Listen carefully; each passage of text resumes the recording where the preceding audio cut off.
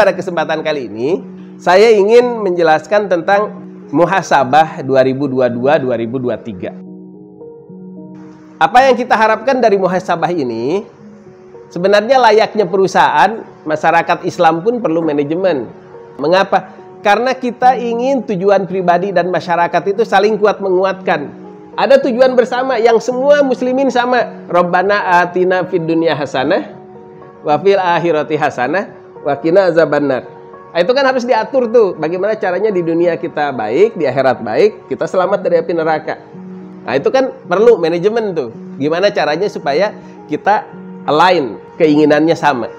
Kedua, kalau kita sudah punya tujuan yang sama, bagaimana kinerja tahun depan, kita mau apa tahun depan, itu kan bisa kita rundingkan hari ini. Yang tahun lalu pun kita bisa evaluasi hari ini. Dan mudah-mudahan kita semua makin terlibat, makin bagus di masyarakat itu, supaya ya kita juga hadirnya kita berguna bagi masyarakat. Kalau kita bicara ikhlas, jangan jadi orang yang mengagumkan, tapi jadilah orang yang berguna. Karena orang yang mengagumkan itu belum tentu baik, tapi kalau berguna, insya Allah jadi kebaikan. Ada cerita emas sama kayu. Pikiran kita hari ini, daripada sebatang kayu mending emas dong. Emas itu lambang kemewahan, mahal. Tapi ketika kita tenggelam di sungai, yang berguna itu sebongkah kayu yang membuat kalau kita ambil, kita bisa mengapung.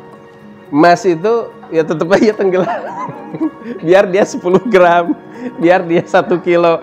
Enggak, tapi kalau sebatang kayu, kita bisa naik di situ. Jadi jangan ingin menjadi orang yang mengagumkan, tapi jadilah orang yang berguna. Makanya di dalam hadis juga, khairun nas anfa'uhum linnas. Sebaik-baik manusia itu yang paling berguna bagi manusia, bukan yang paling mengagumkan. Jadi kita terlibat semakin baik dengan masyarakat, dan ketika kita menjadi yang paling berguna, insya Allah itulah yang paling baik. Nah, bedanya dengan perusahaan, kita gajinya dari Allah gitu.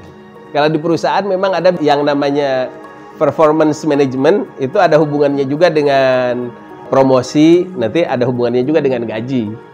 Kinerjanya harus baik, nanti meningkat, terus gajinya meningkat. Kalau kita, ya gajinya dari Allah. Tapi tetap sebetulnya harus ada perencanaan.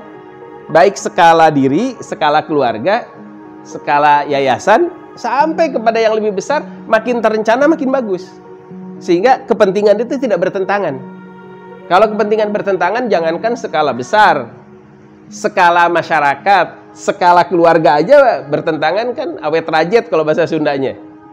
Ya menyatu sih tapi bertengkar terus gitu kan. Panjang sih tapi sakit melulu gitu kan.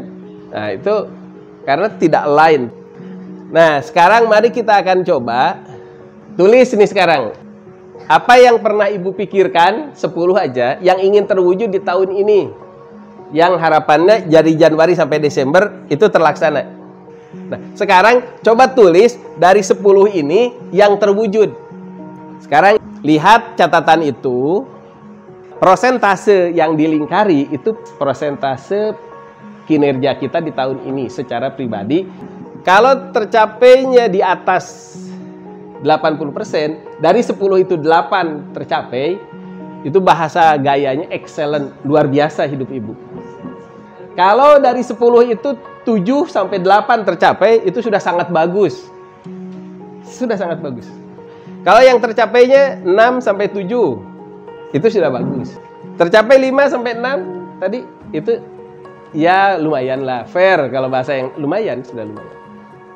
Tapi kalau tercapainya 4, 5, 40%, 50%, itu masih banyak yang harus kita bangun. Kita sedang membangun diri kita. Ya bagus lah, artinya kita masih berjuang. Ini developing itu kondisi berjuang. Tapi pasti itu ada hambatan-hambatan. Jadi ketika kita pengen 10, terus dapatnya 4, walaupun tidak harus dikatakan, tapi kan kebayang, oh saya nggak bisa soalnya karena ini, karena ini. Nah itu karenanya pasti banyak. Kalau tercapainya di bawah 4, ya banyak hal memang, tapi boleh jadi banyak sekali beban itu, sehingga kondisi berjuang kita pun sulit. Mau berjuang gimana? Saya gini, saya gini, saya gini. Gitu loh. Istilahnya ada sesuatu. Jadi akhirnya mungkin dari sisi semangat kita juga jadi kurang semangat. Unsatisfactory itu kondisi agak kecewa. Jadi semangat kita di tahun 2000 itu boleh jadi untuk yang kita cita-citakan itu, kan bahasanya bisa dari paling positif ke paling negatif. Kalau yang paling positif itu boleh jadi yang dipikirkan tahun 2021 jadi nggak kepikiran. Mungkin ada sesuatu yang lain yang akhirnya kita berubah di tengah jalan. Atau yang tengah-tengah, bahasa tengah-tengah, boleh jadi kita gugurkan di tengah jalan. Keinginan kita di tahun ujung 2021 itu kita gugurkan. Kenapa? Situasi tidak mendukung. Nah, sudahlah, nggak usah pikirin itu lagi. Kenapa ya saya sampai merubah atau menggugurkan keinginan saya? Atau boleh jadi sampai sekarang tetap ingin. Cuma saya tidak didukung oleh keadaan. Keadaannya bisa macam-macam. Nah, kalau yang saya masih bingung ngukur kinerja saya, berarti tahun 2021 nggak punya pikiran mau apa di tahun 2022. Tapi yang jelas kita harus punya cita-cita. Jangan sampai, sudahlah hidupnya gimana, sekecil apapun. Misalnya saya harus bisa menjahit. Misalnya kan, boleh itu dijadikan cita-cita. Tapi bercita-cita itu penting, karena cita-cita itu amal soleh juga. Niat itu dapat pahala 1.